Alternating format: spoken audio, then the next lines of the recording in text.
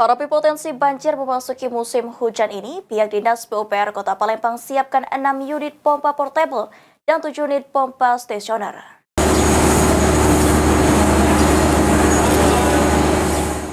Hadapi potensi banjir memasuki musim hujan ini, pihak Dinas PUPR Kota Palembang siapkan pompa portable. Kepala Dinas PUPR Kota Palembang Ahmad Bestari Yusak mengatakan, jika menghadapi potensi banjir dan genangan di Kota Palembang, pompa portable akan dikerahkan. Saat ini, Dinas PUPR Kota Palembang memiliki 2 unit pompa portable baru yang akan disiapkan di Simpang 5 Jalan Kapten Arifai dan Jalan Simpang Polda. Untuk keseluruhan, saat ini Dinas PUPR Kota Palembang memiliki 6 unit pompa portable dan 7 unit pompa stasioner.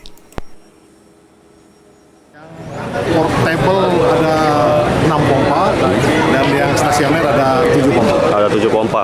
Kalau yang untuk ini titiknya Pak, titik rawan Pak, di berapa banyak Pak Palembang? Rawan yang sudah kami petakan baik di jalan maupun di pemukiman ada 42 kawasan ya.